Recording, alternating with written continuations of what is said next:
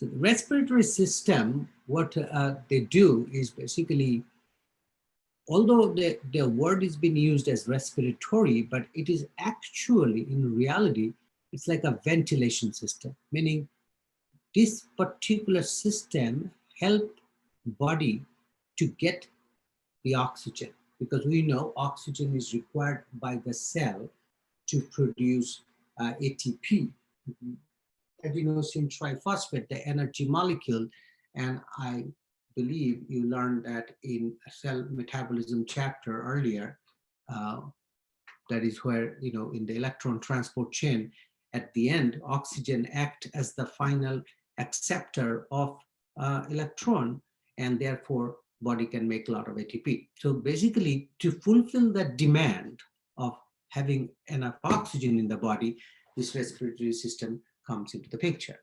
But transportation of oxygen that happens through the blood, it's cardiovascular system, and obviously metabolism is completely different. So respiratory system deals with oxygen getting into the lung and getting carbon dioxide out from the lung, or the waste product that produced during the cellular respiration out of the lung. So in order to understand the respiration a little bit more, this is how we divide into the 4 stages. So pulmonary ventilation, external respiration, transport, and internal respiration. So pulmonary ventilation means moving the air from the environment into your lung. Air, we know air is a mixture of gases. One of the gases is oxygen. So in other words, taking the oxygen into your lung, and then carbon dioxide comes out from the lung. So moving in and out by a process called breathing is pulmonary ventilation. Then what happens is, as soon as we breathe in, that oxygen, I'm going to use the word oxygen instead of air, because within the air, as we know, air is a mixture of gases, but oxygen is the one that our interest. So oxygen goes into a space called alveolus. Alveolus is singular, alveoli is plural. Alveolus, if you think, is like a cul-de-sac. It's like a dead-end pocket. So it's basically called blind pocket or alveolus. So when you're breathing in, that oxygen from the air, like from outside environment, through a pipeline, which is known as respiratory tract, goes into finally a blind pocket called alveolus. Now, each alveolus, we have millions of them, each alveolus, which is a microscopic structure, is surrounded by a lot of blood capillaries. So when oxygen reaches to that alveolus, the oxygen concentration is high in alveolus, low in the blood. So we know, according to the diffusion, the molecules move from high concentration to wherever they are low concentration.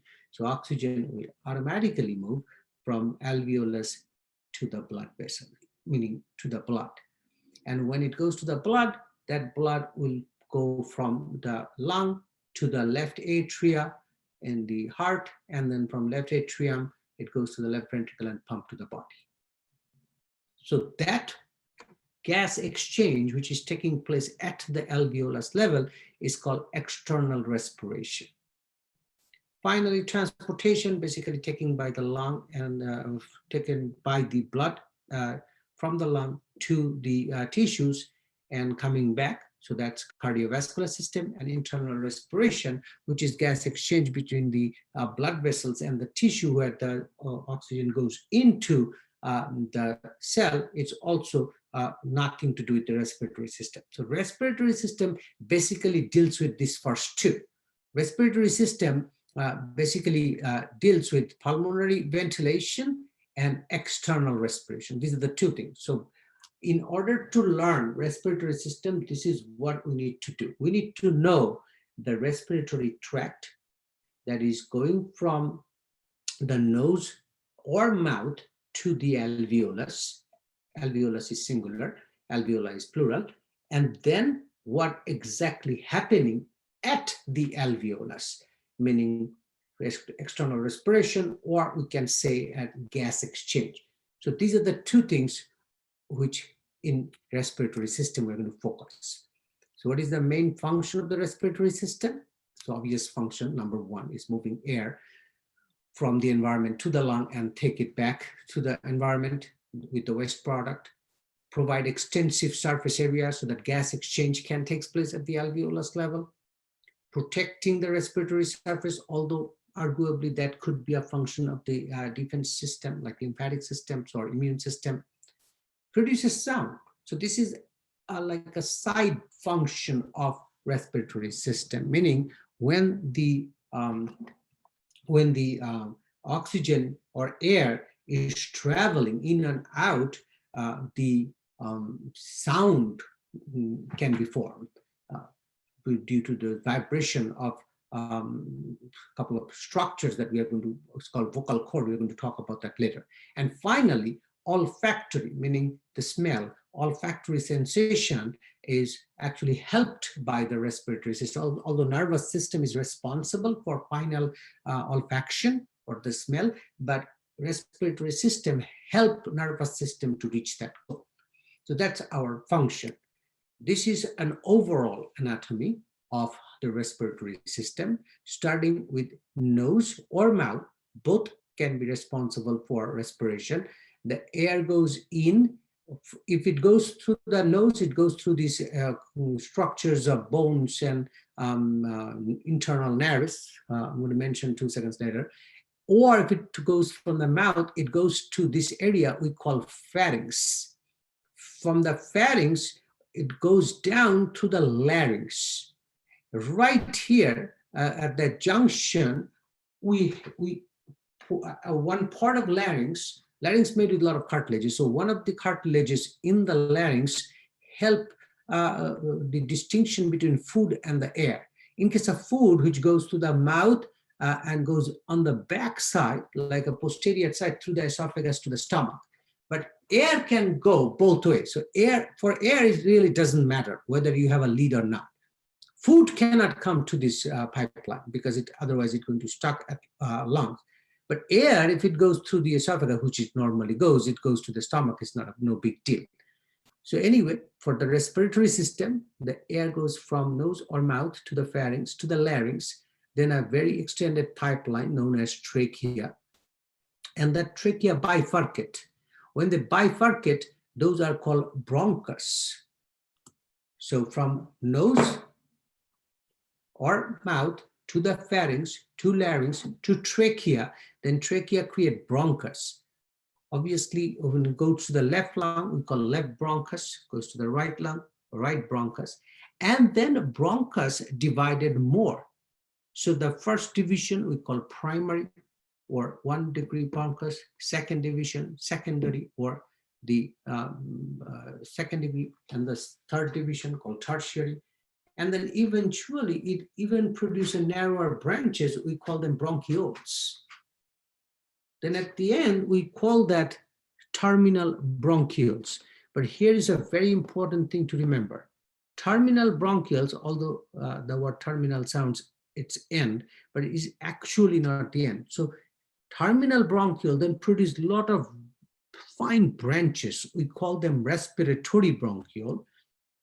And that respiratory bronchiole, they create a tiny duct called alveolar duct, which goes into a blind pocket called alveolus.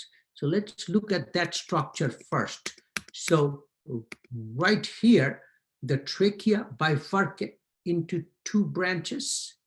So those are bronchi. Bronchi is the plural of bronchus. So this one left primary. And when they branches again, so this branch will be a secondary bronchus. Then when the secondary branches again, those will be tertiary bronchus or tertiary bronchi, multiple of them. And then finally, they create bronchioles, which become like terminal bronchiole. Then each terminal bronchiole produces thousands of respiratory bronchiole. That's basically a microscopic structure right there. And then respiratory bronchiole, excuse me, this respiratory bronchiole then goes and emptied themselves in a dead end. or like a cul-de-sac, that space, that's called alveolus. So this is completely microscopic structure. So as soon as you breathe in, follow the air travel. As soon as you breathe in, air goes from nose or mouth to the same place called pharynx. From pharynx, it goes to larynx. From larynx, it goes to trachea. Then trachea, it travels to the left or right lung. So left bronchus or right bronchus. It goes to primary, secondary, tertiary, and terminal bronchiole. Finally goes to respiratory bronchiole. Then respiratory bronchiole ends on a dead end called alveolus. So this holds this individually, they are alveolus, plural is alveoli. Millions of them, these microscopic structures are in our lung. Now, individually, each one is surrounded like a spider web of blood vessels or a network of blood vessels. So if you imagine that individual alveolus is like a tennis ball, and then the tennis ball is surrounded with a blood capillary network. So now what happens is when oxygen reaches here in this sac, in this container, the oxygen concentration here is high. Blood vessel, obviously, we have used the oxygen, so oxygen is poor concentration of oxygen. In other words, lower concentration of oxygen, so oxygen should follow from high to the low. So if you look at the microscopic structure, this is a microscopic structure of the alveolus. So individually, each alveolus is made with a squamous epithelial cells. Those cells are called pneumocyte type 1 cells. So the squamous or flat epithelial cells create individual tennis ball. I'm intentionally using the word tennis ball to make you understand that tennis ball is nothing but each alveolus. Now, apart from those squamous or type 1 cell, there are two other kind of cell as well, which is a little bit different function. Those two cells are pneumocyte type 2, or called septal cells, and alveolar macrophage. So this one in this picture, they put a little bit yellowish color. Those are septal cells. Obviously, there are few of them in each alveolus, and these are alveolar macrophage. These two has totally different function. They are not the primary structure-oriented cell. They are just there to fulfill other function. So alveolar macrophage, what they do, they also known as dust cells. So obviously from the name dust cells, I mean, they clean up. So they are basically our last line of defense right there for lung. So they phagocyte any particle that escape from our defenses in the pharynx, larynx, and trachea, so that we can have a healthy lung. And pneumocyte type 2 cells or septal cells, they're very interesting function. They produce a surfactant. What is surfactant is basically if the alveolus, when they breathe out the air into them, if you allow a microscopic structure to become empty, so they will collapse the structure. So the alveolar wall will come together because of surface tension, and they will keep it collapsed. So now every time you have to breathe harder to keep that alveolus or make that alveolus open again. So what body wants, body does not want alveoli to collapse completely. And how can you prevent that collapsing? Is to prevent that they don't want them to come, the wall come too close together. So they create an oily secretion, or it acts like a soap, which reduces the surface tension, thereby keeps the alveoli not to collapse. So they keep open. So by the way, pneumocyte type 2 and alveolar macrophage has nothing to do with the external respiration or gas exchange. So let's go back to the type 1 cells, which is the major one that make the alveolar macrophage. So type 1 cells or the squamous epithelial cells. So obviously epithelial cells means they have a basement membrane. So this is an alveolar epithelial cells in this picture. So alveolar epithelial cells, so one of them if you're looking at, so alveolar epithelial cells, that's the basement membrane. So the gray color in this picture, the purple color is the alveolar epithelial, and then the gray color is basically the basement membrane. Now blood capillary on the other hand also is endothelial cells or basically squamous cells. So that's also epithelial cells. So they also do have a basement membrane. So both their cellular basement membrane get fused. So now we have three things: alveolar epithelia, then the basement membrane, which is fused, and the endothelial cells, which is commonly known as endothelial, basically capillary epithelial cells. Together, these microscopic structures is approximately 0.5 micrometer width. So they're not very thick. They're looking thick in this picture, but they're a very, very narrow structure in the microscopic structure. So what happened when oxygen high concentration on the alveolus and low here in the blood, oxygen can diffuse. So oxygen diffuse this way from alveolus to the blood, carbon dioxide diffuse from blood to the alveolus, and that phenomena is called gas exchange. It happens through these three layers, which is commonly known as respiratory membrane. So the respiratory membrane is nothing but the squamous epithelial cell lining of the alveolus, this one, the endothelial lining of the adjacent capillary, that one, and the fused basal lamina, which is basement membrane of these two cells. So this is known as respiratory membrane. So respiratory membrane, where the gas exchange takes place. So now we know, as soon as you breathe, the air goes from the mouth or nose to the pharynx, then to larynx, then to trachea, then to left or right bronchus, depending on which lung you are looking at. And then from there, you divide primary, secondary, tertiary bronchioles, eventually terminal bronchioles. Then terminal bronchioles produce a lot of branches called respiratory bronchioles, microscopic structure, obviously, and finally to the alveoli. So if you look at the entire structure from nose or mouth to the alveolus, only the microscopic part is the respiratory bronchiole and the alveolus. The rest are not, they are thick structures. So the oxygen and carbon dioxide cannot diffuse past this structure at all. So that's why from here to, like, from the nose or mouth to the terminal bronchioles, that structure we call conducting zone structure, meaning that particular part of the respiratory structure from nose to pharynx to larynx to trachea to all the bronchus and then finally to the terminal bronchiole is carrying the air, nothing else. So they do not participate in any kind of exchange because they're thick. The molecules cannot move from one part to another. So that's called conducting zone structure. But where the respiration or the gas exchange takes place, which are respiratory bronchioles, alveolar ducts, and alveoli, those structures are called respiratory zone structure. So respiratory zone structure where the external respiration or gas exchange takes place. Conducting zone structure where air flow, they act as a conduit. They act as a pipeline. So air goes from one place to another place. No other functional responsibility. So now let's go back to the upper structure one more time to take a deeper look.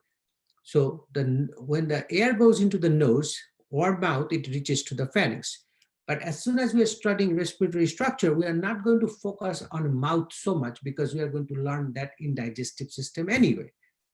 So air goes, so I'm going to mention more about nose here. So air goes in through this vestibule with the cartilaginous structure. We have that this area is called external nares or outside part of the nose. So the air goes in right there. There are a lot of hair that cilia or hair that actually prevent the larger particles such as pollen or any other larger dust particle can go through. So that's the first line of defense in this case. And then air moves inside the nose. Inside the nose, those are bony structures. In AP1, you studied those are like extension of ethmoid bone and inferior nasal concha. So those nasal concha created like a roadblock. So they create a roadblock. So what will happen? They create a narrow passageways for the air. These narrow passageways are called metasis. In this picture, they didn't mention that, but if these are the bony structure or the concha, bone structure, these narrow gaps are called metasis. Metasis word means narrow passageways. So as soon as the air goes here and they face the roadblock, they obviously try to squeeze into these narrow passages, and this create a turbulence in that air. And that turbulence has some physiological advantages. What kind of physiological advantages? Because then your body is getting enough time to either warm the air if it is outside is extremely cold, or uh, like cool the air if the outside is hot or warm days. Okay, so they can act like an air conditioner machine right there, because you do not want to take very cold air in your lung, your lung will freeze, or you do not want to take a very warm air to your lung so that your lung will dehydrate. So both are not good. So that's where the temperature regulation comes into the place. So that turbulence gives extra time or for the nasal membrane to work on it. Now, the turbulence also take care of the humidity of the air. So you want a moisture to go in. So that's humidity. And finally, that turbulence helps the immune system, the cells that are on the nasal membrane, get a chance to get activated to kill any bacteria, virus, or any other pathogens to pass through them. So this turbulence in the air has a lot of functions. So provide an airway for respiration, moisturizing, moistening and warming the air, the filtering the air, obviously cleaning the foreign matter, serving as a resonating chamber for speech. That's a separate function, nothing to do with the immune system, and housing the olfactory receptors, meaning the smell, all the receptors, the nervous system receptors are located at your nose. So these things can be also taken care, apart from the olfaction part, all these things can be taken care of the mouth as well.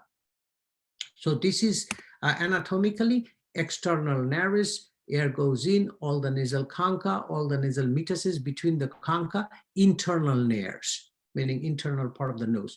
Right back of the internal layer, this long area is called pharynx. Pharynx is divided into three parts: nasopharynx, oropharynx, and laryngopharynx, the bottom part. So nasopharynx is behind the nose, oropharynx behind the oris. Oris are oral cavities, mouth cavity. So behind the mouth is called oropharynx, and below here is called laryngopharynx because this part is close to the larynx. So pharynx is a structure that just carry either the air, or part of the pharynx carry food too. So nasopharynx, the first part, carry only air, and oropharynx and laryngopharynx carry air and the food both, but they do not have any other function. Only thing they involve in the immune system, you're going to learn, they have cells that can protect the body from outside pathogens. Then comes the larynx. The larynx is also commonly known as voice box because our vocal cords are located there. Larynx made with 9 cartilages. Larynx made with 9 cartilages. 3 of them are paired and 3 of them are unpaired. So those 3 unpaired cartilages are thyroid cartilage, cricoid cartilage, this one on the bottom, cricoid cartilage, and epiglottis, that's acting like a lead. That's epiglottis, which act like a lead. So right here, this is epiglottis that act like a lead. What kind of lead? Because when you eat food, as soon as you swallow the food material, this lead should close so that they act like a chute.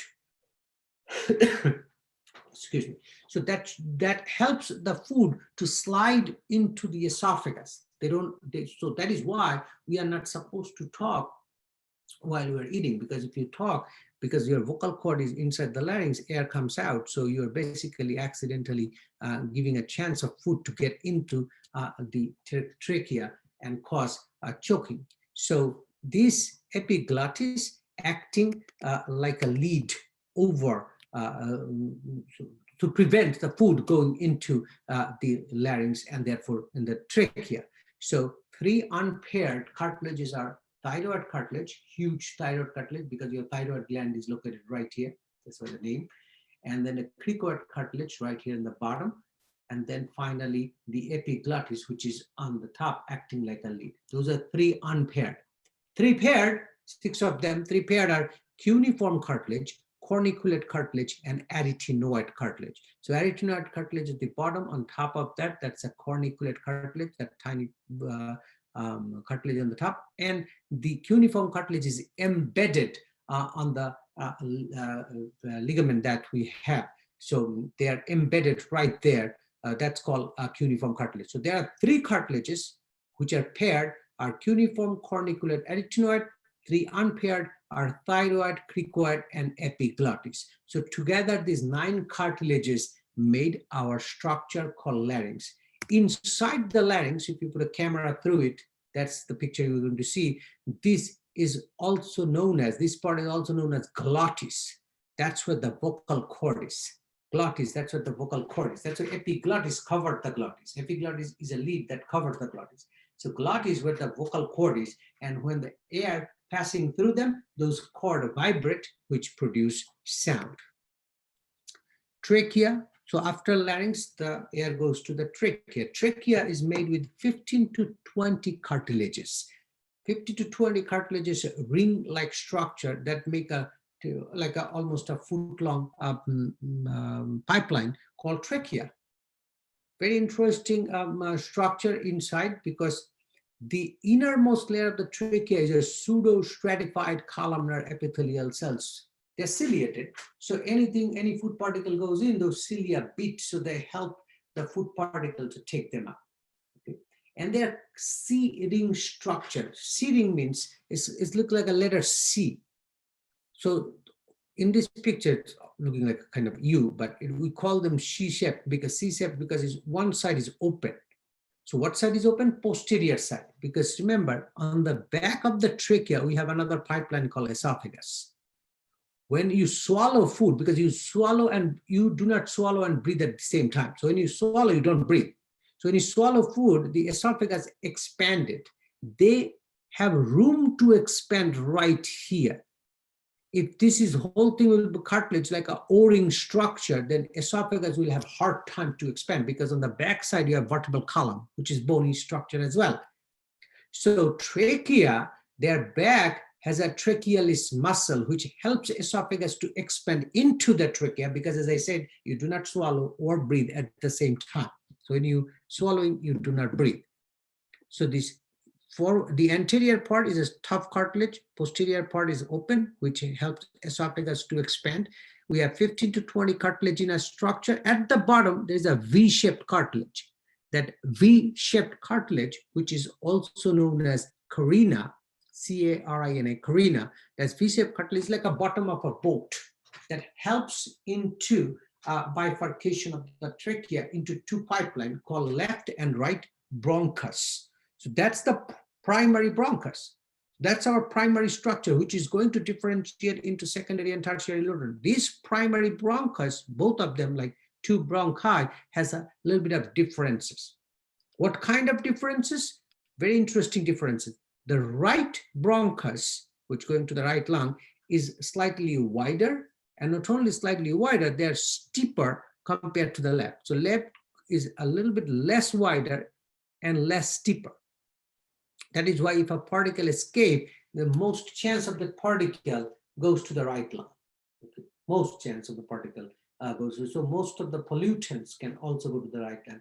So right lung can have more damage compared to the left lung, because of that steepness of these bronchus, as well as they're wider in shape. So those are the two differences between those two primary bronchi. Apart from that, so right bronchus is wider and steep compared to the left. And now when it goes to the lung, the right, because right lung and left lung, there is a difference. Right lung has 3 lobes, left lung has 2 lobes. So therefore, right bronchus, they produce 3 secondary bronchi because they have to serve all 3 lobes. And left bronchus, they produce 2 secondary bronchi because they are going to serve only 2 lobes. So if you look at the right lung and the left lung, right lung has 3 lobes, superior, inferior, and the middle lobe, and left lung has 2 lobes. So the bronchus, the primary bronchus, when they go in, the secondary is 3 of them, like 1, 2, and 3.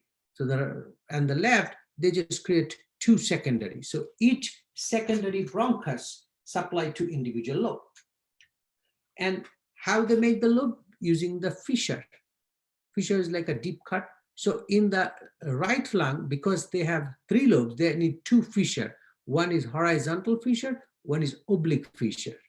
So oblique and horizontal fissure create those three lobes. On the other hand, in the left lung, we have only one fissure called oblique fissure. So horizontal fissure is absent here because we need two lobes, superior and inferior. But there is a notch here, which is called cardiac notch on the left lung to accommodate the heart. Now, if you do remember, the heart is tilted towards the left, and heart apex is at the bottom, and they're tilted towards the left. So they need a little bit space. So that space created by that groove, or the space, or the notch that created by the left lung, is known as cardiac notch. So this anatomically, right lung has three lobes, superior, inferior, and middle lobe. And left lung has two lobes, superior and inferior lobe. Right lung has two fissure, horizontal and oblique. Left lung has only oblique fissure, one fissure. The top of the lung is called apex. The bottom of the lung is called base, which is sitting on the diaphragm muscle. In case of heart, the apex and base was just a little bit opposite. We already know how the bronchioles divides, and we also know at the end, those terminal bronchioles that create a lot of respiratory bronchioles, which is like, a bunch of grapes that looks like a alveolar duct to the alveoli. And we also know how the oxygen, which is the main component that we are interested in, that get exchanged between the alveolus and the blood, and carbon dioxide come from blood to the alveolus, and then you breathe back. So this is the histological structure of the lung. Three types of cell. Type 1, that's a major cells of the alveolus. They create the alveolus, they make the alveolus, they're the primary component. Then you have two special cells, pneumocyte type 2 and alveolar macrophage. I already discussed their function. We already talked, this is the function of the septal cells. We already talked about respiratory and conducting zone structure. So in short, in summary, if we go back right here on the, so basically the air, which is a mixture of gases, contain oxygen, the one of our interest, goes through the nose or the mouth, then they follow through the pharynx area. The top part is nasopharynx, this is the oropharynx, this laryngopharynx. Then it goes to the larynx. Larynx is a cartilaginous structure. We have 9 cartilages associated with larynx, 3 of them paired, 3 of them unpaired. You should know all the names and all the locations where they're located. Then it goes through the trachea, a pipeline which made by 15 to 20 C-shaped cartilages. They are C-shaped because they're posteriorly open so that esophagus get a chance to expand when they carry the food bolus. And at the bottom of the trachea, there is a V-shaped cartilage. We call that carina, which helps make 2 bronchi, left and right. Those are primary bronchus. They go into the lung, and then they bifurcate more. So in case of right lung, they produce 3 branches, so 3 secondary bronchi, because right lung has 3 lobes, superior, middle, and the inferior lobe, and left lung has 2 lobes, so they create only 2 secondary bronchi, 1 for each lobe. Those lobes are created by fissure. So left lung, because they have 2 lobes, they have only 1 oblique fissure. The right lung, they have 1 oblique and 1 horizontal fissure. The apex of the lung is on the top, the base sitting on the diaphragm muscles, and the bronchi then branches into bronchioles, finally to the terminal bronchiole, which produce the respiratory bronchiole, the microscopic structure where gas exchange can take place. And most gas exchange takes place in the alveoli anyway. Those are completely microscopic bubble. That's like, I'm using the word bubble to make you understand. It's like a cul-de-sac, which is surrounded by a lot of blood capillaries. So the oxygen and carbon dioxide can diffuse back and forth through a membrane we call respiratory membrane. And respiratory membrane is made with 3 things. The squamous epithelial cells of the alveolus, the squamous epithelial cells of the blood capillary, and the fused basement membrane in their middle. together. The thickness is not more than 0.5 micrometer, which is thin enough for oxygen and carbon dioxide produce diffusion. So this is the anatomy part of the respiratory system.